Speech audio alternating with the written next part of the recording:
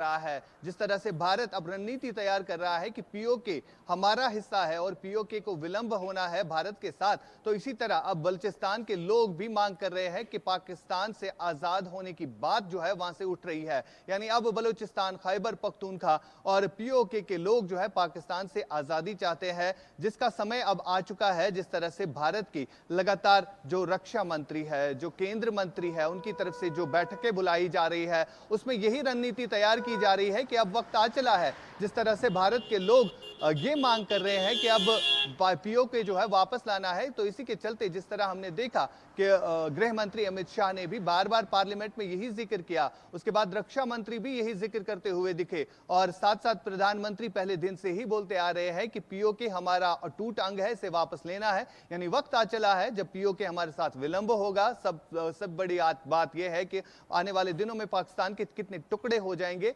ये आने वाला वक्त ही बताएगा। फिलहाल जो हालात बने हुए हैं काफी तनावपूर्ण बने हुए हैं। पाकिस्तान की आर्मी और सेना के खिलाफ लोग खुलकर सामने निकल कर आ रहे हैं। पिंकी, बिल्कुल, लगातार यहाँ पर चारों तरफ की मार झेल रहा पाकिस्तान और ऐसे में अब उसको समझ नहीं आ रहा है कि खुद को कहां से बचाऊं, लेकिन फिर भी यहाँ पर अपने नापाक हरकतों को अंजाम देने में तुला हुआ है। ऐसे में बलूचिस्तान के हमले अब बेहद तेजी के साथ आगे बढ़ रहे हैं। बहुत इलाका जो है वो अपने कब्जे में ले चुके हैं।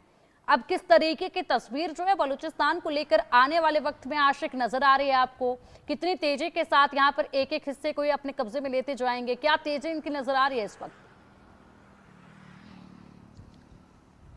देखिए, जिस तरह से हमले तेज हुए हैं भारत के ऑपरेशन सिंदूर के बाद, अब ये हमले जो है ज्यादा से ज्यादा होने लगे हैं। कई एक शहर जो है वो कहीं ना कहीं बलूचिस्तान के कब्जे में आ गए हैं। जिस तरह से बीएलए दावा कर रही है कि इतनी जो है सैनिक जो है पाकिस्तान के वो मारे गए हैं, उससे साफ ये पता चल रहा है कि पाकिस्तान की सेना और सरकार में किस तरह का डर और खौफ वहां पर बना हुआ है। शायद अगर हम बीते कुछ दिन पहले याद करें, जिस तरह से वहां पर एक ट्रेन जो है जाफर एक्सप्रेस जो है उसको हाईजैक किया गया था और वहां पर पाकिस्तान के कई सारे सैनिकों को मारा गया था। और कहीं ना कहीं ये खौफ और डर जो है अभी भी पाकिस्तान की सेना में जो लोग हैं, जो वहां पर अधिकारी है, उनमें ये डर अभी भी मौजूद है कि बलूचिस्तान के लोग किस तरह की स्ट्रेटेजी बना रहे हैं और इन हमलों में लगातार तेजी जो है वो देखने को मिल रही है। दूसरी जानिब अगर देखा जाए, जो टीटीपी के हमले हैं, आज भी जिस तरह से टीटीपी की तरफ से हमला किया गया जिसमें पाकिस्तान के 9 सैनिक मारे गए और कहीं ना कहीं अब खैबर पख्तूनख्वा भी एक अलग मुल्क जो है बनने की कगार पर है और पाकिस्तान कंगाली के आलम में आने वाले दिनों में हम देख सकते हैं कि किस तरह वहां पर हालात हो सकते हैं। बिल्कुल आशिक, जिस तरीके की तस्वीरें पाकिस्तान की नजर आ रही हैं, ऐसा ना हो कहीं कि पीटीआई भी यहाँ पर अटैक करना शुरू कर दे और इमरान खान की पार्टी भी कह दे कि अब हमें भी हिंदुस्तान में ही जाना है, इसलिए हम भी यहाँ पर इस युद्ध में शामिल हो ही लेते हैं। कहीं वो तस्वीर भी नजर ना आने लगे, ऐसा भी अब देखा जा सकता है। पाकिस्तान में कुछ भी संभव है। फिलहाल एक बड़ी जानकारी सामने है। सऊदी अरब के सामने गिड़गिड़ाया है पाकिस्तान। भारत से तनाव खत्म करने की अपील की जा रही है। सैन्य टकराव, चारों तरफ से हमलों से पूरी तरीके से दहला हुआ है पाकिस्तान। बलूचिस्तान में 39 जगहों पर अटैक से भयंकर तबाही मची हुई है। पाकिस्तानी सेना पर बलूच का बड़ा हमला देखा गया। कई थाने, हाईवे पर भी बलूचों का कब्जा हो चुका है।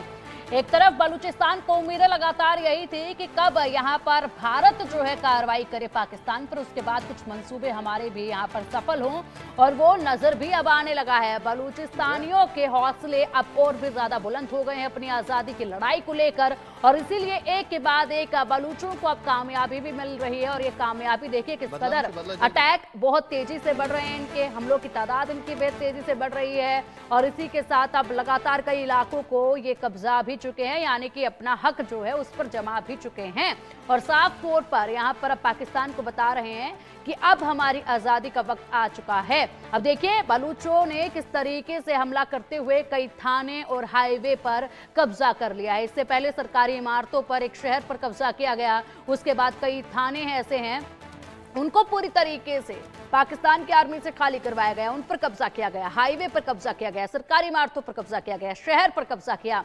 लगातार ये कब्जे का सिलसिला जारी है बलूचिस्तानियों की तरफ से आशिक। और अब देखिए यहां पर इनको इंतजार था कि हिंदुस्तान कोई कार्रवाई